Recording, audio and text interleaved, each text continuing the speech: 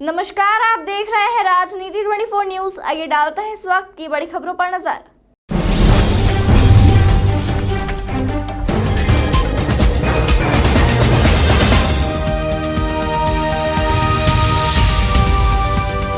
श्रीमती भारत हिंदी साहित्य समिति में लेखिका श्रुति चौधरी की प्रथम पुस्तक पंखुड़ियां काव्य संग्रह का विमोचन साहित्यकार हरिराम वाजपेयी, डॉक्टर पद्मा सिंह एवं आशा जाखड़ के आतिथ्य में किया गया। इंदौर के आरएनटी मार्ग स्थित हिंदी साहित्य समिति में गरिमामय कार्यक्रम में श्रुति चौधरी की पहली कविता संग्रह पंखुड़ियां का विमोचन किया गया। इस अवसर पर डॉक्टर पद्मा सिंह ने कहा कि संग्रह की रचनाओं में भाव और संवेदनाओं के बीच सामंजस्य है। अपने आसपास के परिवेश और घटनाओं पर सरल और सहज भाषा में अभिव्यक्त किया गया है।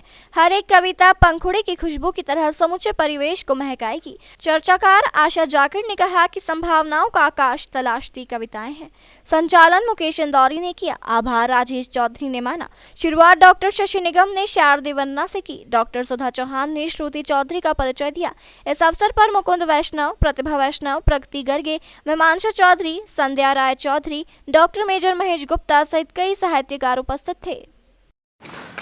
मेरे माता पिता, शिक्षक और राजेश चौधरी जी सभी मेरा हमेशा उत्साह बढ़ाते रहे।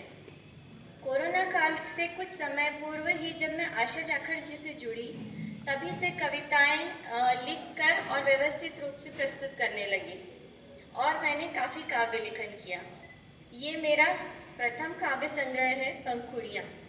इस काव्य संग्रह का शीर्षक मेरे पति राजेश जी द्वारा ही सुझाया गया है।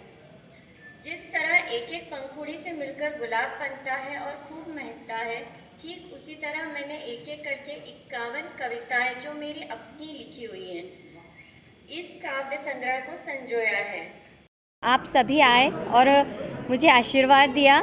मेरी प्यारी कविताओं को सभी सराहें और सभी पढ़ें और सभी की शुभकामनाएं मेरे साथ हमेशा रहें। मैं आगे बहुत और लिखूं और तरक्की करूं। इन्हीं शुभकामनाओं के साथ सभी को धन्यवाद। पंखुड़ी के बारे में बताइए, किस तरह आप बन पाया पंखुड़ी के बारे में, कैसे लिखने का विचार? वैसे तो बचपन से ही थोड़ा बहुत लिखने का शौक़ था और मेरे नाना जी भी साहित्यकार थे, तो हो सकता है कि शायद मन में वो भाव कभी रहे हों। लेकिन आशा जाखड़ जी के संपर्क में आने पर मैं कविताएं थोड़ा व्यवस्थित रूप में लिखने लगी और अपनी प्रथम काव्य संकलन पंखुड़ियों को आज सभी के सामने प्रस्तुत कर रही हूँ। पंखुड़ियां किसको समर्पित है? सभी को समर्पित है। क्या है इस पर विशेष, उसके बारे में? सभी विषयों पर कविताएं हैं, बच्चों पे, बड़ों पे, प्रकृति पे और त्योहारों पे, चिड़ियों के बारे में संदेश देती हुई और साथ में सभी तरह की कविताएं हैं। आज आपकी प्रथम जो ये विमोचन हुआ है, किस तरीके का लग रहा है आपको? किस तरीके का आपको सम्मान मिला है? किस तरीके का प्यार मिल रहा है सबसे? इस पर मुझे बहुत हर्ष हो रहा है। एक तो सबसे पहली बात तो ये है कि सभी लोग मुझे आशीर्वाद देने आए और मुझे इस बात का सबसे ज़्यादा गर्व है और मुझे बहुत अच्छा लग रहा है कि अभी वैसे मैं नई हूँ और कुछ गलतियाँ हो भी जाएँ तो उसके लिए मुझे क्षमा करें, लेकिन प्रथम काव्य संकलन पे सभी लोग आए, मुझे आशीर्वाद दिया, ये मुझे बहुत अच्छा लग रहा है। श्रुति चौधरी का ये प्रथम काव्य है और श्रुति चौधरी ने बड़ी मेहनत से लिखा है। बचपन से जो भी लिखा होगा, लेकिन अभी श्रुति ने कोरोना काल से पहले जो लिखना शुरू किया तो श्रुति की कलम ऐसी चली कि कविताएं लिखती ही गई और मुझे बहुत हर्ष हुआ कि मेरे कहने से उसने बहुत सारी कविताओं को संकलित किया और एक काव्य संकलन का रूप दिया। तो मैं चाहती हूँ कि श्रुति की कलम लगातार चलती रहे। कथाएँ भी लिखती है, लघु कथाएँ, और दूसरा संकलन उसका लघु कथाओं पर आए और श्रुति की कलम ऐसी ही चलती रहे।